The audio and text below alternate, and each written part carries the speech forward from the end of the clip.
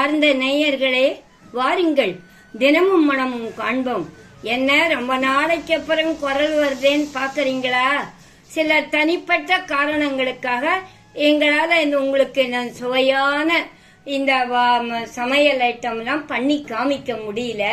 இப்ப மறுபடியும் உங்களுக்கு சுவையான நம்ம இந்த பலகாரங்கள் எல்லாம் டிஃபன் தடிகை எல்லாம் பண்ணி காமிக்கணும்னு இப்ப ஆரம்பிக்கிறோம். அதுக்கு முதல் படியா இன்னைக்கு ஒரு சிறுதானிய அடை, அது அரிசி இல்லாத ஒரு பருப்புகளை கொண்டு பண்ற அடை பண்ணி காமிக்க போறேன். இதுக்கு என்ன சிறுதானியங்கள் வேணாலும் நீங்க போட்டுக்கலாம். ஆனா இன்னைக்கு நான் எடுத்துட்டு இருக்கிறது கடலைப்பருப்பு. இது கூட நாங்க ஆட்டுல கடலைய உடைச்சி வச்சுட்டு இருக்கோம், நல்லா படைச்சிட்டு. இது இந்த கடலைப்பருப்பு, இந்த கடலைப்பருப்பு, அப்புறம் சோளம், அதுக்கப்புறம் கருப்பு உளுந்து, பயறு, இது நாலுத்தையும் மட்டும் நான் எடுத்து வச்சுட்டு இருக்கேன். காராமணி கூட நீங்க போட்டுக்கலாம். இப்ப இது கடலைப்பருப்பு பண்ணி கொஞ்சம் கூட எடுத்துட்டு இருக்கேன். அதாவது இது ஒரு அளவு வச்சுட்டு இருக்கேன். அதால 2 டம்ளர் கடலைப்பருப்பு, அதே அளவு சோளம் போட்டுட்டேன். இந்த கருப்பு உளுந்து 1.5 டம்ளர் தான் போட்டுட்டேன். பயறு 1 டம்ளர் போட்டுருக்கேன். இந்த 4த்தையும் நல்லா அலம்பிட்டு ஊற போடுங்க. ஊற போடும் போதே இந்த பச்சை மிளகாய் வச்சு காரத்துக்கு ஏத்த மாதிரி இப்ப நான் 4 பச்சை மிளகாய் 2 காஞ்ச மிளகாய் வச்சிருக்கேன். உங்களுக்கு ஏத்த மாதிரி போட்டுக்கோங்க. இது எல்லாத்தையும் நல்லா அலம்பி ஊற வைங்க. ஒரு 2 மணி நேரமானாலும் ஊறினாதான் அடை நல்லா சுவையா இருக்கும், சாஃப்டாவும் இருக்கும். இப்ப இந்த பருப்புகள்லாம் ஊற வைக்கலாம். நல்லா இந்த பருப்புகள்லாம் 2 மணி நேரம் ஆயிடுத்து ஊற வச்சு, நல்லா ஊறி இருக்கு. ஏற்கனவே சொன்னபடி இந்த அடையோட சிறப்பு என்னன்னா அரிசியே வேண்டாம். அரிசியே இல்லாத நான் ஒரு குறிப்பிட்ட அளவு சொல்லியிருக்கேன். இதெல்லாம் நம்ம என்ன அளவு வேணாலும் போட்டு ஊற வச்சு இது பண்ணிக்கலாம். இந்த சிறுதானியங்கள்ல என்ன தானியங்கள் வேணும்னாலும் நீங்க போட்டுக்கலாம். ஆனா மெயினா கடலைப்பருப்பு இருக்கணும், அப்பதான் ஒரு டேஸ்ட் வரும். இப்போ இத குறைன்னு அரைச்சி எடுத்துக்கணும் மிக்சியில. பச்சை மிளகாய் 4 பச்சை மிளகாய், 2 காஞ்ச மிளகாய் வச்சிருக்கேன். நீங்க உங்க காரத்துக்கு ஏத்த மாதிரி போட்டு உப்பு, மிளகா, பெருங்காயம் போட்டு அரைச்சி எடுத்துக்கோங்க.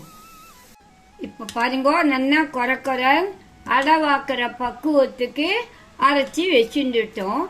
இப்ப இந்த மாவுல நம்ம இது வெஜிடபிள்ஸ் உங்களுக்கு பிடிச்சமானது, கோஸ், நல்லா இந்த கேபேஜ் நல்லா பொடி பொடியா திரிச்சு வச்சு அதை சேர்த்துக்கலாம்.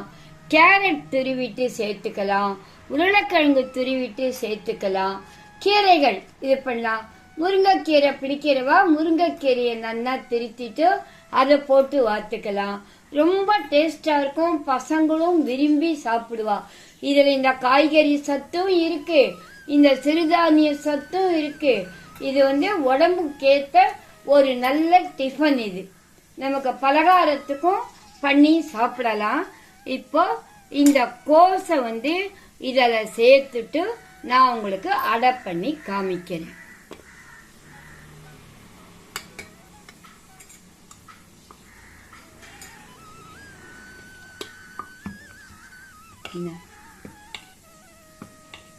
நல்லா கிளறி வச்சுட்டு இது பண்ணலாம். ரொம்ப சாப்பிட்றதுக்கே சுட சுட சாப்பிட்டா சுவையா இருக்கும். இது இப்போ கல்லு காஞ்சிடுத்து. இப்ப அடை வாக்கலாம். எவ்வளோவான உங்களுக்கு சைஸுக்கு ஏற்ற மாதிரி வாத்துக்கோங்க. சின்னதாவோ பெருசாவோ நல்லா அடை மாதிரி கொஞ்சம் முத்தா வாத்துண்டாலும் வாத்துக்கோங்க, மெல்லிசா வாத்துண்டாலும் வாத்துக்கலாம். அதனால இது நல்லா இருக்கும். இப்ப நான் இந்த அடைக்கு கோஸ் போட்டிருக்கேன் இல்லையா, இப்போ அந்த தொட்டுக்கிறதுக்கு சொல்றேன் நான் என்னன்னுட்டு. இந்த அதுக்கு முன்னாடி இந்த இது வாக்கும் போதே எண்ணெய் 2 ஸ்பூன் விட்டுடுங்க. தக்காளி தொக்கு மாதிரி பண்ணி வச்சுக்கோங்க. அது பண்ணி வச்சுட்டு அப்படியே மேலே ஸ்ப்ரெட் பண்ணி இந்த துடுப்பால் இது பண்ணிட்டீங்கன்னா ரொம்ப நல்லா இருக்கும். அது அப்படியே எல்லாம் அந்த தொக்கு தொட்டுண்டு தோசை அதோட வந்து சாப்பிட்ற மாதிரி நல்லா இருக்கும். இப்போ இந்த அடைக்கு வந்து தொட்டுக்கிறதுக்கு சொல்கிறேன்னு சொன்னேன் இல்லையா, கொத்தமல்லி சட்னி ரொம்ப நல்லா இருக்கும். புதினா சட்னி, கொத்தமல்லி சட்னி தொட்டுண்டு சாப்பிட்டேக்கா பிரமாதமாக இருக்கும். அப்புறம் பசங்க கேட்டுட்டே இருப்பா இன்னும் போடுன்னுட்டு, அவ்வளோ நல்லா இருக்கும். அதனால அதுக்கேற்ற மாதிரி இப்போ நம்ம பசங்களோட டேஸ்ட்டுக்கு ஏற்ற மாதிரி தான் பண்ணணும்.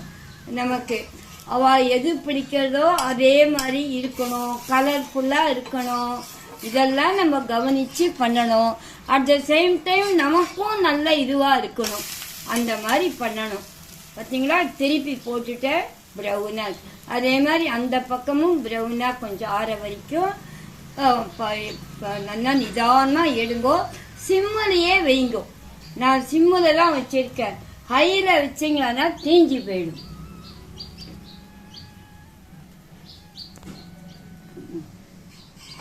இப்போ இந்த தோசையை இந்த அடையை திருப்பி எடுக்கிறேன் பாருங்க. இது பார்த்தீங்களா ப்ரௌனாக வந்துருக்கு. இந்த மாதிரி ப்ரௌனாக இருந்தால் தான் சாப்பிட்றதுக்கு நமக்கு டேஸ்டாக இருக்கும். இன்னொரு அடையும் உங்களுக்கு பண்ணி காமிக்கிறேன். மெதுவாக பொறுமையாக ஸ்ப்ரெட் பண்ணணும். அவசரமாக தேய்ச்சோம்னா இதுவாயிடும், குணரமாக வராது. இதுக்கெல்லாம் இந்த மாதிரி பண்ணுறதுக்கெல்லாம் பொறுமை வேணும் கொஞ்சம் நல்லா. எண்ணெய் வந்து உங்களோட இஷ்டம். கொஞ்சம் கூட ஒரு ஸ்பூன் குத்தினாலும் குத்திக்கலாம், இல்லை ஒரு 2 ஸ்பூன் போருன்னு இது பண்ணிக்கலாம்.